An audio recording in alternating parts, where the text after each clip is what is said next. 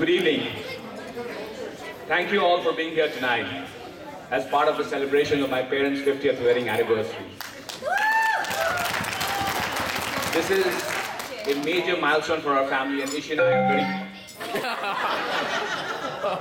I are very grateful for all of you being here, a part of the celebration, especially for those who have come from far, far away. We do really appreciate it. I didn't have much time to get around to preparing a formal speech. I do have some talking points, so I'm going to do this somewhat on the fly. I'm sure I'm going to say a few things tomorrow that I'll regret. I'm sure I'll remember something that I should have said tomorrow, but anyways, here it goes. Today, as you see, I'm not very well prepared about it. What? She's there to remind me. Okay, yeah. In case I made it, you see the kick, you know why it's happening. So, my parents have been a part of this setup for the last 15 years, so most of you know them quite well, and they know most of you out here. So, I want to get a couple of things off straight. You know, most people think of my dad as a very cool and relaxed person, nice to get along with. Let me tell you, it was very different growing up. He may say that too, I'll get to it in a moment. So my dad, coming from the academic background and from the villages and all that, was a firm believer in the policy, spare the rod and spoil the child. It was thoroughly implemented when I was growing up. And you know, I think I had my issues with it while I was there. Being in academics, he was very academically, oriented and made sure that I was in the same direction. Yash, listen to that. But overall, Papa has been a very involved parent from the early age, and even till now, he keeps involved in everything I do till now and early ages, and for that I'm very thankful for his support and guidance. So that's the emotional part of it. Oh yeah. So one thing, I have this letter that was written to me by Papa on 24th April 1993. We had just bought our first house. And the background behind this letter is Ishi's putting together a scrapbook for mom and dad for their 50th anniversary, so she's got a bunch of stuff. So this letter came about, Yash was due June 3rd, so this is and we had just bought our first house. So Papa being Papa, I was giving a bunch of advice, he was in India. So this is one letter, one statement that I found very pertinent.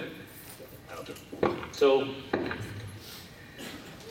he writes, maybe you will laugh aloud, but you realize, both of you, as you mature in life and become parents, at this stage, I'm tempted to write a few lines which I must have put in your folder.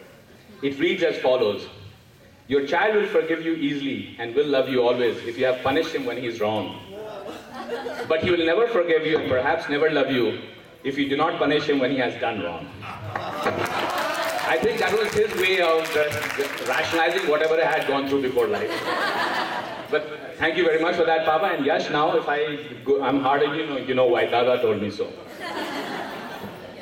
Okay, switching to Mom. Mom's always been a perfectionist, as most of you know.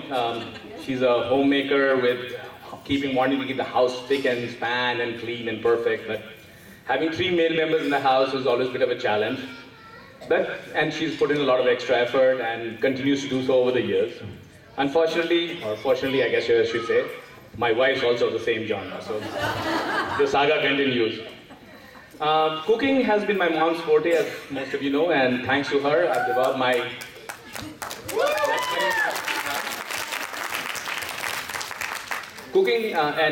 thanks to her, I've developed my gastronomic taste, if you will.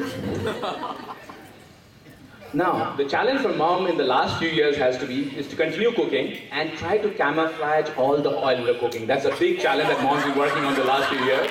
And those of you know her, that's where she's coming from. More on this later on Yash and Shefali.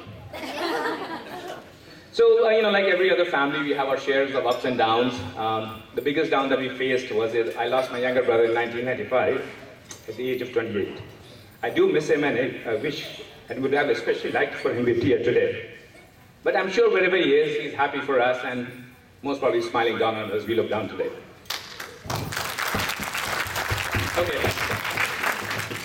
Okay, we are fortunate that Ma and Papa have been able to spend a lot of time with us, especially from our kids' perspective. They have been there essentially from their birth, and they have been a significant positive, I don't know about that sometimes, but role influence and role model for them. And again, kids will have more to say about this in the presentation in a few minutes. So I just want to conclude by saying one thing, which all of you have suffered with me. No offense to some of you in the room here. No, don't answer. I got some corrective notes. So most of you are aware of the home remodeling project that Ishi and I and the whole family involved for the past 1 year. And most of you, some more than others, have had to put up with a lot of incessant chatter, the Mission Peak hikes, or the others who have all my whining, complaining.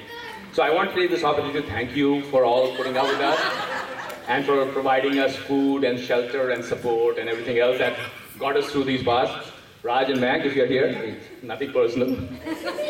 So, but again, I also want to say that given all of this that's happening, it's been a major effort to put this whole thing together, and I want to thank the Diwane gang especially, who have taken a lead in helping Ishi organize this behind the scenes. You know what? Ishi's been attending 3 book clubs meetings a week for the last month, and my mom was really wondering how much she's going to learn in the last few weeks. Mom, you know why she was doing these book clubs. Well, that's all for now. Enjoy the show. Yash and Shefali are going to take it from here. Thank you.